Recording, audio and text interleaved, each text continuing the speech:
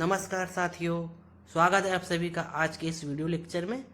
आज का हमारा चर्चा का विषय रहेगा छत्तीसगढ़ की जनजातियाँ एवं लोक कला से संबंधित जो एमसीक्यूज हम लोग स्टार्ट किए हैं उसके भाग नंबर 3 से संबंधित। इससे पहले मैं 2 पार्ट कराया हूँ, जिसका पीडीएफ आप सभी को मेरे टेलीग्राम चैनल में विथ आंसर मिल जाएगा। अगर आप लोग उसको डाउनलोड करना चाहते हो तो मेरा टेलीग्राम चैनल ज्वाइन कर लीजिए, जिसका लिंक इस वीडियो के डिस्क्रिप्शन में और मेरे चैनल के डिस्क्रिप्शन में आप सभी को मिल जाएगा। इसके साथ साथ ही मेरे चैनल में छत्तीसगढ़ कृषि उपज मंडी अधिनियम 1972 की जितनी भी एमसीक्यूज है उसका पीडीएफ विथ आंसर आप सभी को मिल जाएगा। अगर आप लोग कृषि उपज मंडी वाला जो वैकेंसी आई थी सीजी व्यापम में उसकी तैयारी कर रहे हो तो आप लोग उसको डाउनलोड कर सकते हैं।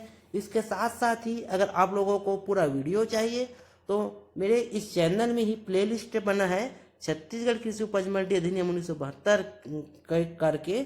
उसमें पूरा 11 वीडियो डली है, जिसमें कुल टोटल 203 प्रश्न है। उसमें पूरा लेक्चर है जिसमें पूरा एक एक चीज़ आप लोग सभी लोगों को व्याख्या करके मैं बताया हूँ। अगर आप लोग चाहो तो वहाँ से भी वीडियो देख सकते हैं, या अगर आप लोगों को पीडीएफ डाउनलोड करना है तो टेलीग्राम चैनल से जाकर आप लोग पीडीएफ डाउनलोड कर सकते हैं। ठीक है, तो चलिए फिर हमारा आज का वीडियो हम लोग स्टार्ट करते हैं। आज के इस वीडियो में हमारा पहला प्रश्न दिया गया है, भुंजिया जनजाति मुख्य रूप से किस जिले तक सीमित है। इसका कहने का तात्पर्य है कि भुजिया जो जनजाति है भारत छत्तीसगढ़ की है ना, वो मुख्य रूप से किस जिले तक सीमित है, मतलब या फिर किस जिले में निवास करती है, या फिर किस जिले में मुख्य रूप से रहती है, या फिर किस जिले में मुख्य रूप से सीमित है। इन तीनों जो सवाल है इससे ही रिलेटेड है। ठीक है, इसमें आप लोगों को 4 ऑप्शन दिया गया है। ऑप्शन नंबर ए दिया गया है बस्तर, ऑप्शन नंबर बी दिया गया है रायगढ़, ऑप्शन नंबर सी दिया गया है कोरिया और ऑप्शन नंबर डी दिया गया है गरियाबंद। इसका सही आंसर देखें तो इसका सही आंसर होगा ऑप्शन नंबर डी गरियाबंद। मतलब क्या समझ में आ रहा है इससे, भुजिया जनजाति के जो लोग होते हैं वो लोग मुख्य रूप से गरियाबंद जिले तक ही सीमित है। अगला प्रश्न देखते हैं, छत्तीसगढ़ की किस जनजाति की अनेक उपजातियों का नाम प्राणियों व पौधों के ऊपर रखा गया है। आप सभी को मैं बता दूं, जो छत्तीसगढ़ की जनजातियां हैं उसके अनेक उपजातियां भी होती है। इसी के संबंध में ये प्रश्न पूछा गया है कि छत्तीसगढ़ की किस जनजाति, छत्तीसगढ़ में ऐसी कौन सी जनजाति है जिसके उपजातियों का जो नाम है वो प्राणियों और पौधों के नाम के ऊपर रखा गया है। इसके लिए आपको 4 ऑप्शन दिया गया है। इसमें ऑप्शन नंबर ए है नगेसिया, ऑप्शन नंबर बी है मिंजवार, ऑप्शन नंबर सी है खैरवाल और ऑप्शन नंबर डी है कमार। इसका सही आंसर होगा option number C Khairwal. Khairwal जो जनजाति है छत्तीसगढ़ की, उसकी जो उपजातियां है, बहुत सारी उपजातियां होती है प्रत्येक जनजाति की, तो जो खैरवाल जनजाति है उसके उपजातियों का जो नामकरण हुआ है वो प्राणी और पौधों के नाम के ऊपर रखा गया है। ठीक, इसको आप लोगों को याद रखना है। नेक्स्ट देखते हैं, नगेसिया जनजाति छत्तीसगढ़ के किस जिले में प्रमुखता से निवास करते हैं। नगेसिया एक छत्तीसगढ़ की जनजाति है। इसके निवास स्थल को पूछा गया है या फिर निवास जिला को पूछा गया है कि नगेसिया जनजाति मुख्य रूप से कहाँ निवास करती है। इसके लिए आपको 4 ऑप्शन दिए गए हैं। इसमें ऑप्शन नंबर ए है Jashpur Surguja, option number B है Janjgir Champa, option number C है बिलासपुर और ऑप्शन नंबर डी है राजनांदगांव। इसका सही आंसर देखें, इसका सही आंसर होगा option number A Jashpur Surguja. जो नगेसिया जनजाति है मुख्यतः उत्तरी छत्तीसगढ़ का जनजाति है और उत्तरी इसमें आप लोग देख लो सबसे उत्तर में कौन आएगा आपका, जसपुर सरगुजा। ठीक है, अगला प्रश्न है, छत्तीसगढ़ की किस जनजाति का नृत्य भय उत्पादक होता है, या फिर इसी को भयानक भी बोलते हैं या फिर इसी को डरावना भी बोलते हैं। इसके लिए आपको 4 ऑप्शन दिए गए हैं, ए कमार, बी बैगा, सी कोरवा और ऑप्शन नंबर डी है खैरवाल। देखो इस प्रश्न में पूछा क्या गया है कि देख छत्तीसगढ़ की जो एक जनजाति है, ठीक है, उसके द्वारा जो जनजाति नृत्य किया जाता है उस नृत्य को भय उत्पादक कहा जाता है ना। तो वो कौन सी जनजाति है जिसके नृत्य को भय उत्पादक या फिर भयंकर नृत्य कहा जाता है? इसके लिए 4 ऑप्शन मैं आप लोगों को बताया हूँ। अगर इसका सही आंसर देखें तो इसका सही आंसर होगा ऑप्शन नंबर सी, पहाड़ी कोरवा। और अगर उस नृत्य का नाम देखें तो उस नृत्य का नाम है, आप लोगों को बता देता हूँ लिख के,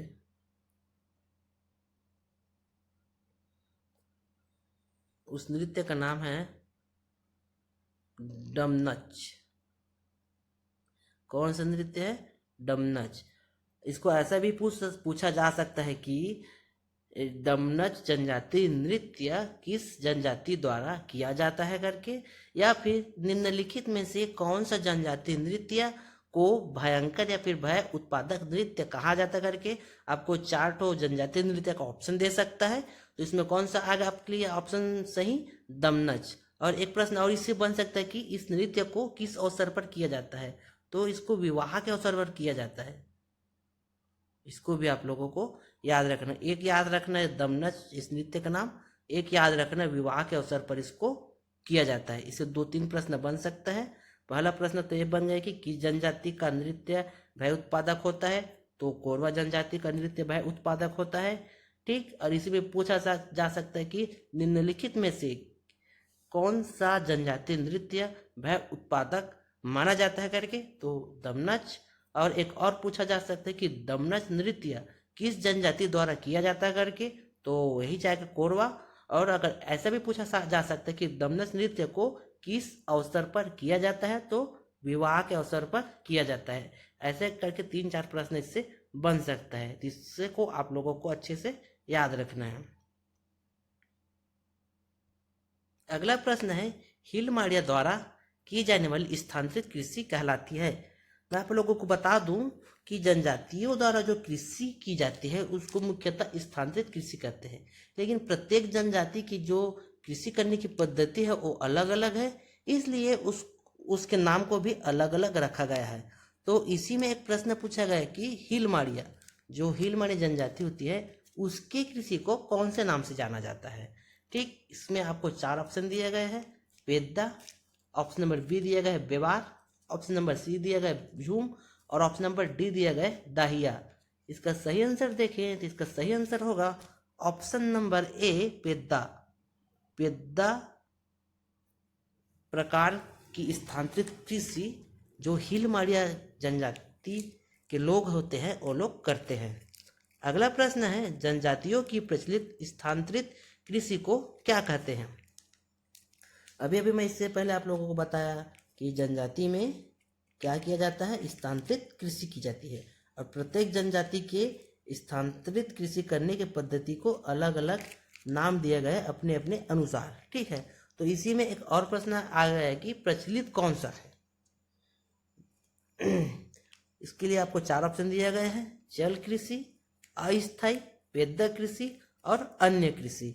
इसका सही आंसर होगा ऑप्शन नंबर सी, पेद्दा कृषि।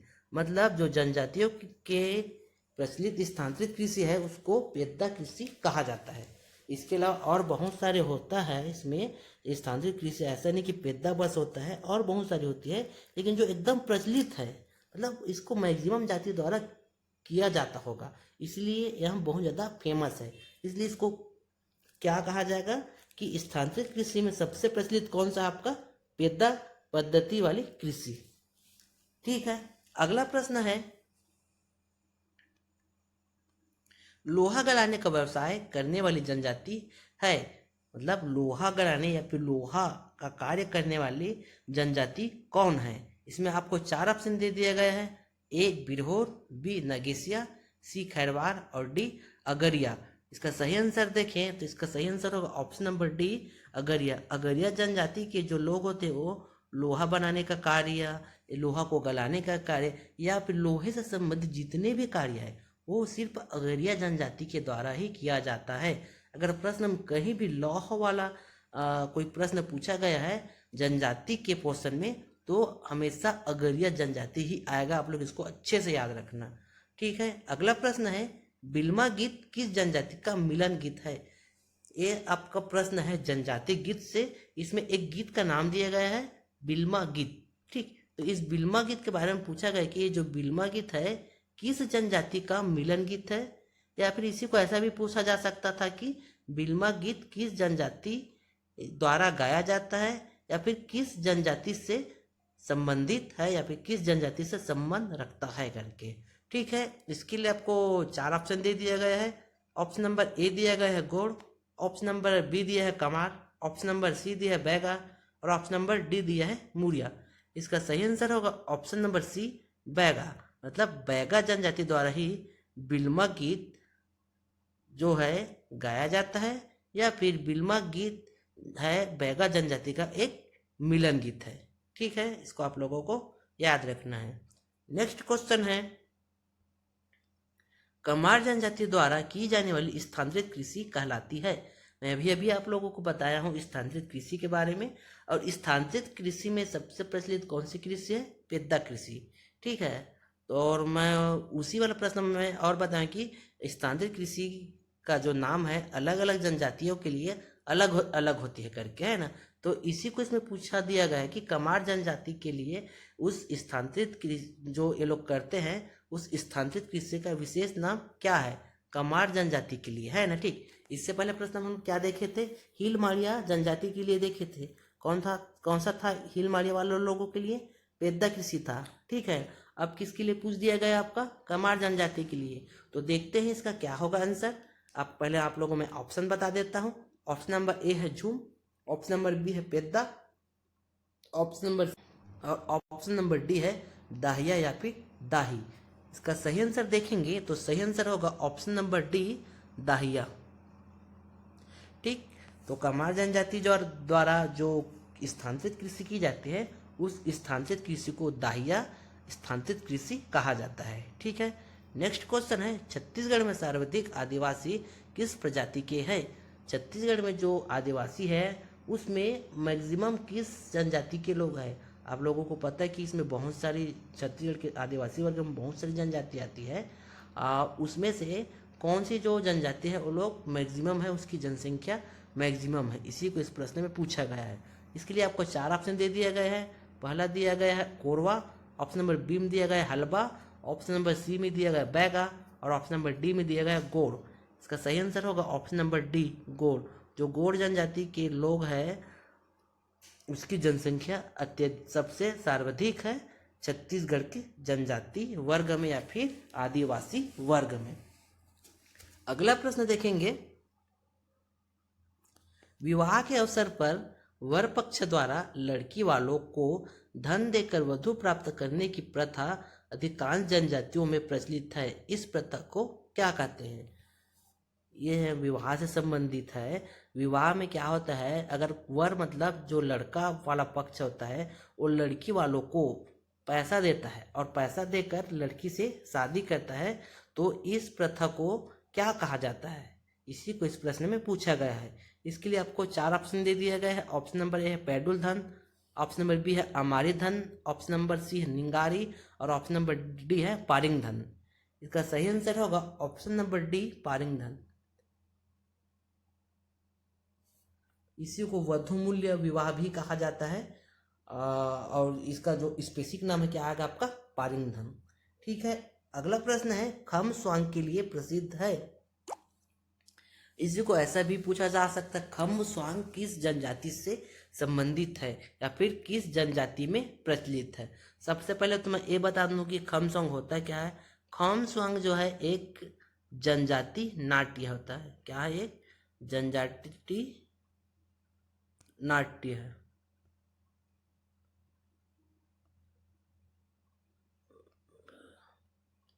खम स्वांग जो क्या चीज, एक तो जनजाति नाट्य है।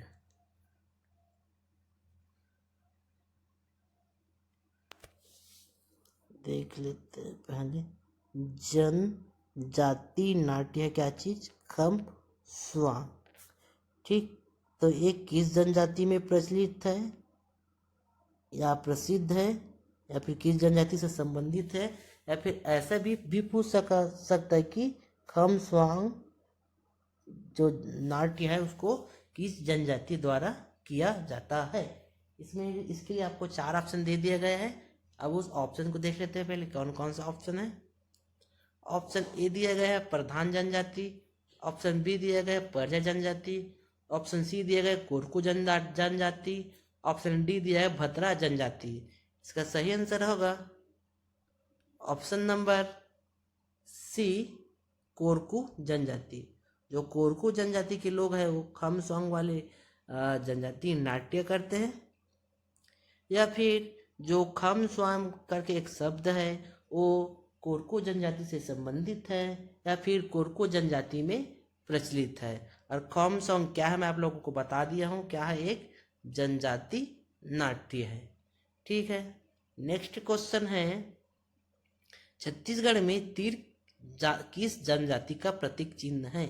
देखो, जनजातियों का एक विशेष प्रतीक चिन्ह होता है, अलग अलग जनजातियों का अलग अलग प्रतीक चिन्ह होता है।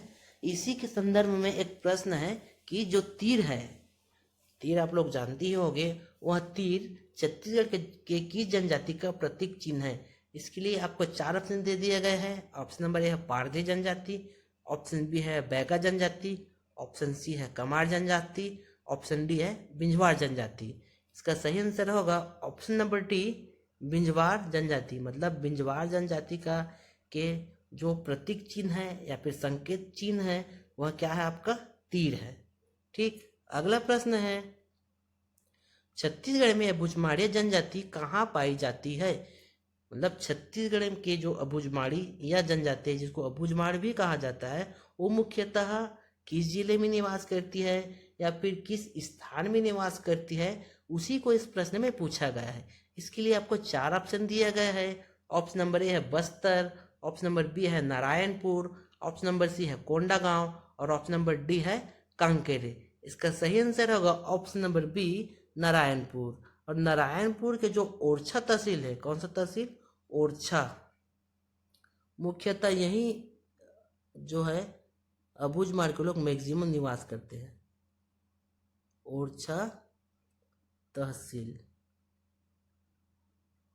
इसको ऐसा भी पूछा जा सकता है कि कौन से तहसील में मुख्यतः अबुझमाड़ या फिर अबुझमाड़िया जनजाति के लोग निवास करते हैं। तो इसको आप लोगों को याद रखना है, कौन सा तहसील है आपका, ओरछा तहसील।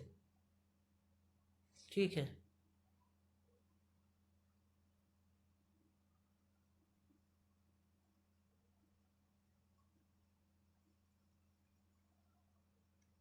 इसको आप लोगों को याद रखना है। ठीक, नेक्स्ट क्वेश्चन दिया गया है किस जनजाति के लोगों को पटरिया भी कहा जाता है। देखो जनजाति में होता क्या है, कई कई जनजातियों को कई अनेक उपनाम होते हैं, एक विशेष स्पेसिफिक नाम से जाना जाता है। इसी के संदर्भ में इस प्रश्न को पूछा गया है कि किस जनजाति के लोगों को पटरिया, मतलब किसी जनजाति के लोगों को पटरिया कहा जाता होगा, है ना। तो उसी को इसमें पूछ दिया गया कि किस जनजाति को पटरिया कहते हैं। इसके लिए आपको 4 ऑप्शन दे दिए गए हैं, ए कोरकू, बी बैगा, सी प्रधान, डी कंवर। इसका सही आंसर होगा ऑप्शन नंबर सी प्रधान। जो प्रधान जनजाति के लोग होते हैं उन लोगों को पटरिया नाम से भी जाना जाता है। ठीक है, नेक्स्ट क्वेश्चन है किस जनजाति में हड़िया मदिरा लोकप्रिय है। इसको पेय पदार्थ बोलते हैं, इसी को हड़िया जो एक पेय पदार्थ है ना, वो किस जनजाति में लोकप्रिय है या फिर प्रसिद्ध है। इसके लिए आपको 4 ऑप्शन दिए गए हैं। Option A Oraon, option B Muria, option C Halba, option D Korba. इसका सही आंसर होगा ऑप्शन नंबर डी पहाड़ी कोरबा। जो पहाड़ी कोरबा जनजाति के लोग होते हैं वो पेय पदार्थ के रूप में किसका यूज करते हैं, हड़िया का यूज करते हैं। ठीक, हड़िया जो है जनजाति पेय पदार्थ के अंतर्गत आता है। ठीक है, अगला प्रश्न है जनजातियों के संबंध में सारून पेन का अर्थ है। देख होता क्या है, जो देवताओं को संख्याओं के ही हिसाब से पूछते हैं, जैसे कि 4 देवता, 5 देवता, कोई 6 देवता को पूछते हैं, कोई 7 देवता को पूछते हैं, कोई 5 देवता, कोई 4 देवता को पूछते हैं ना।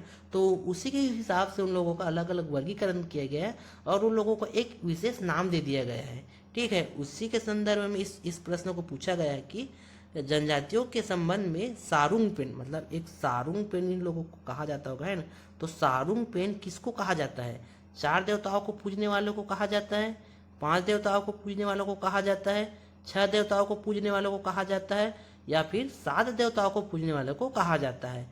अगर इसका सही आंसर देखेंगे तो सही आंसर आएगा ऑप्शन नंबर सी, 6 देवताओं को पूजने वालों को कहा जाता है। मतलब जो जनजातियां 6 देवताओं को पूजते हैं या फिर 6 देवताओं की पूजा करते हैं, उन लोगों को सारुंगपेन कहा जाता है।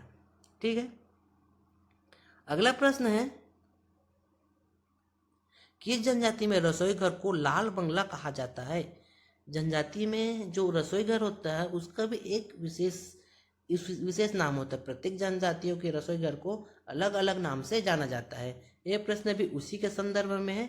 इसमें क्या दे दिया गया है कि किस जनजाति के रसोई घर को लाल बंगला कहा जाता है। मतलब किसी जनजाति के रसोई घर को क्या कहा जाता होगा? लाल बंगला।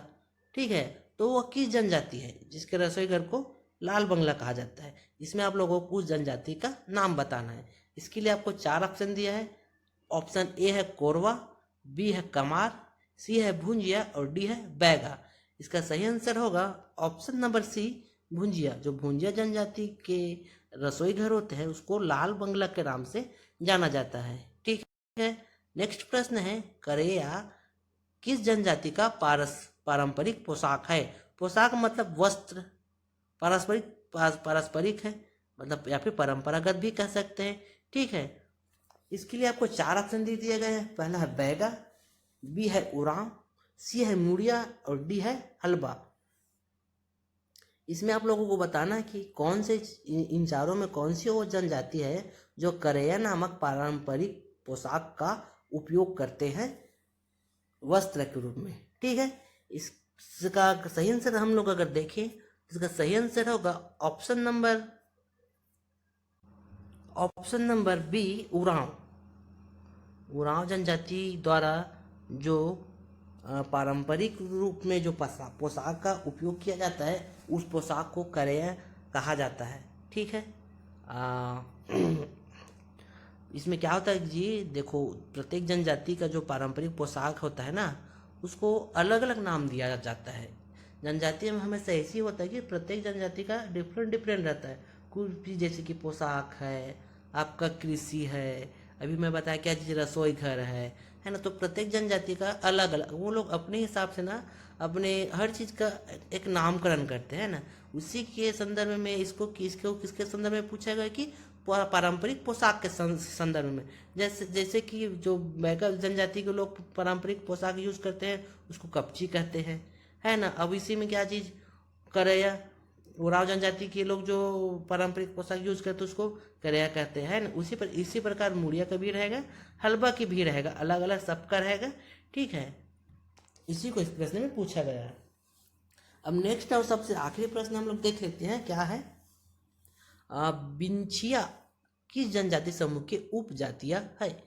बिंछिया करके एक उपजाति है जो किस जनजाति का है या फिर किस जनजाति का उपजाति है? इसके लिए आपको 4 ऑप्शन दिया गया है, बैगा, गोड़, उरांव और मिंजवार। आप लोगों को बताना है इसमें से कि जो बिंछिया करके एक उप जनजाति है या फिर उपजाति है ना, तो ये उपजाति किस जाति का क्या है? उपजाति है। ठीक, इसके लिए आपको 4 ऑप्शन दिया गया है, बैगा, गोड़, उरांव और बिंजवार। अगर सही आंसर देखेंगे तो इसका सही आंसर होगा ऑप्शन नंबर डी, बिंजवार। मतलब बिंजवार जनजाति के लोगों का जो एक उपजाति है उसका नाम है बिंछिया। ठीक, तो ये थी हमारे आज के भाग 3 का पूरा 20 क्वेश्चन, जिसको मैं अच्छे से बता दिया हूँ। अभी क्या है, मैं आप लोगों के लिए एक पोल डाला था कि हम लोग 36 करंट अफेयर का MCQ क्विज करें या ना करके, तो आप लोग जल्दी से जल्दी वोट कीजिए ताकि मैं जल्दी से जल्दी डिसाइड करूं कि उसको कराऊं या ना कराऊं, क्योंकि एग्ज़ाम भी बहुत पास ही है, 8 ही दिन बचा है एग्ज़ाम, है ना। तो एक बार फटाफट आप लोग वोटिंग कर दीजिए और मेरा चैनल को भी आप लोग फटाफट सब्सक्राइब कर दीजिए और बेल आइकन को बिल्कुल दबाना ना भूलें, क्योंकि जैसे ही मेरा वीडियो आएगा आप लोगों को नोटिफिकेशन मिल जाएगा और आप लोग एकदम फटाफट से प्रिपरेशन जल्दी से जल्दी कर सकेंगे।